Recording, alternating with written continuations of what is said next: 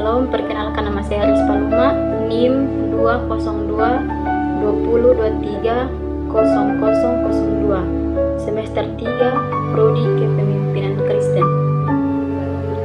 Di sini saya akan menjelaskan sedikit materi dari mata kuliah Psikologi Kepribadian. Dan topik yang akan dibahas yaitu yang pertama, psikologi individual menurut Alfred Adler. Yang kedua, biografi singkat Adler. Yang ketiga, pandangan Adler tentang manusia.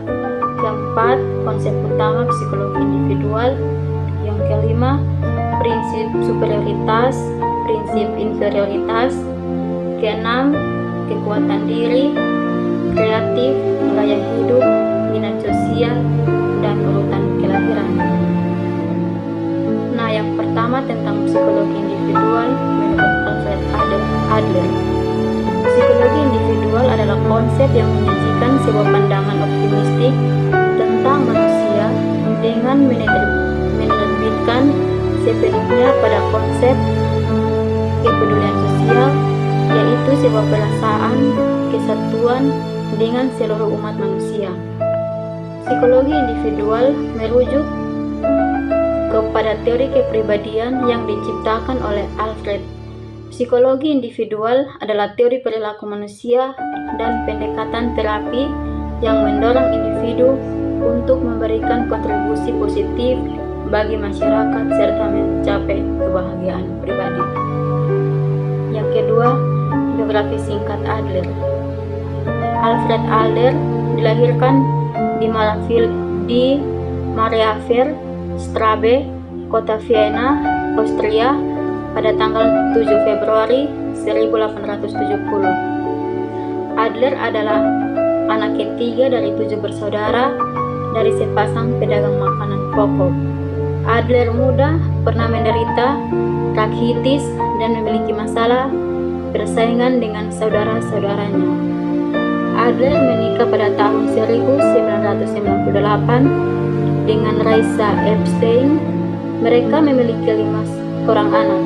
Adler meninggal pada tahun 1937 di Skotlandia akibat serangan jantung. Jenazahnya dikremasi di Edinburgh tetapi menghilang. Abu jenazah Adler baru ditemukan pada tahun 2007 di sebuah peti di krematorium Warriston.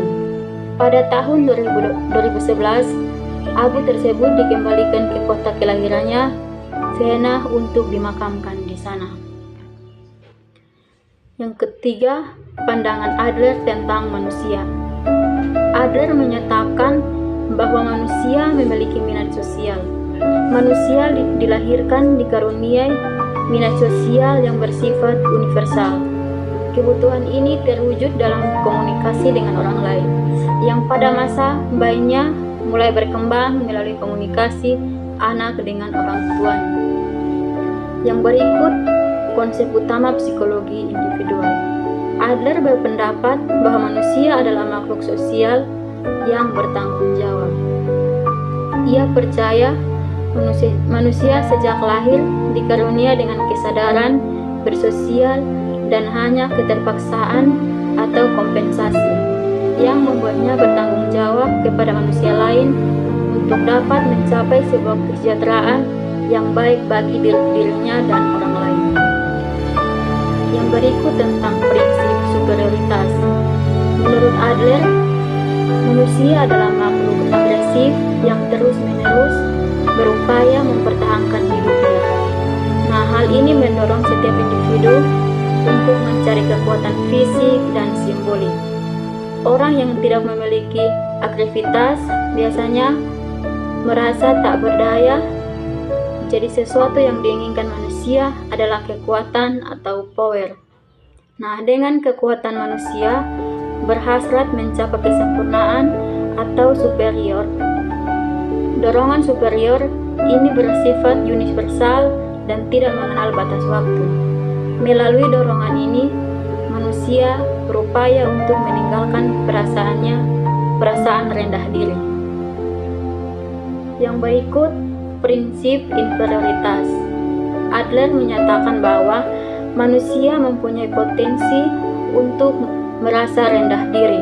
Nah, seorang cenderung melihat banyak individu lain mampu meraih sesuatu yang tidak dapat dilakukannya. Perasaan ini muncul ketika seseorang ingin menyayangi individu lain.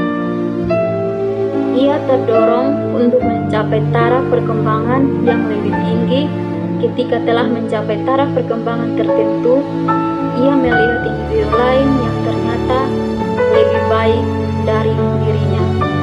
Nah, maka ia dalam dirinya itu timbul kembali keinginan untuk melebihi tingkatan tersebut. Hal ini menunjukkan bahwa manusia selalu merasa rendah diri. Yang berikut tentang kekuatan diri.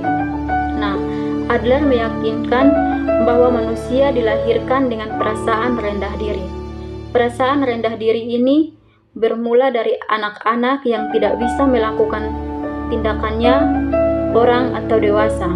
Pada prinsipnya, individu ingin menyayangi kekuatan dan kemampuan orang lain.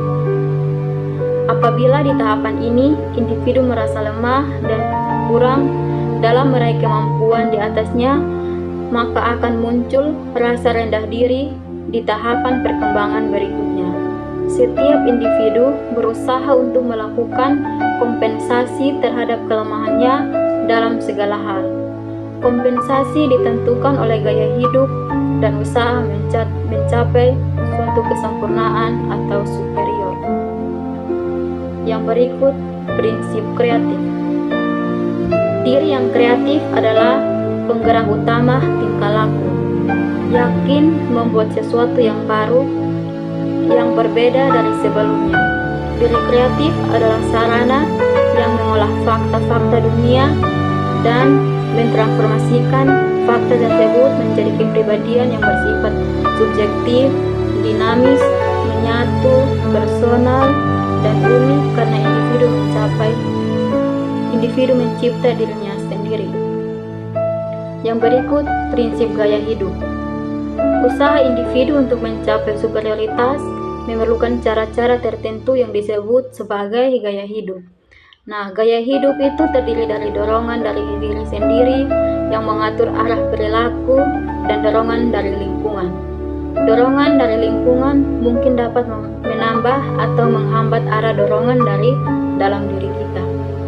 Manusia memiliki kekuatan yang cukup walaupun tidak sepenuhnya bebas untuk mengatur kehidupannya sendiri secara wajar. Gaya hidup manusia tidak ada yang identik, sama, dan seringkali menentukan kualitas interpretasi dari tahapan semua pengalaman yang dijumpai. Yang berikut, minat sosial. Manusia dilahirkan dengan karunia minat sosial yang bersifat universal. Kebutuhan ini terwujud dalam komunikasi dengan orang lain. Proses ini membutuhkan waktu banyak dan usaha yang berkelanjutan. Individu diarahkan untuk memelihara dan memperkuat perasaan minat sosial dengan meningkatkan kepedulian pada orang lain melalui empati dan komunikasi. Yang berikut dan yang terakhir tentang urutan kelahiran. Menurut teori urutan kelahiran Adlerian, anak sulung mendapat perhatian ekstra sebelum adik-adiknya lahir. Namun posisi berkuasa kita akan diambil alih saat anak berikutnya lahir. Anak tertua mempunyai harapan yang tinggi terhadap dirinya karena mereka diharapkan mendapat memberikan contoh yang baik bagi saudara-saudaranya. Sekian dan terima kasih.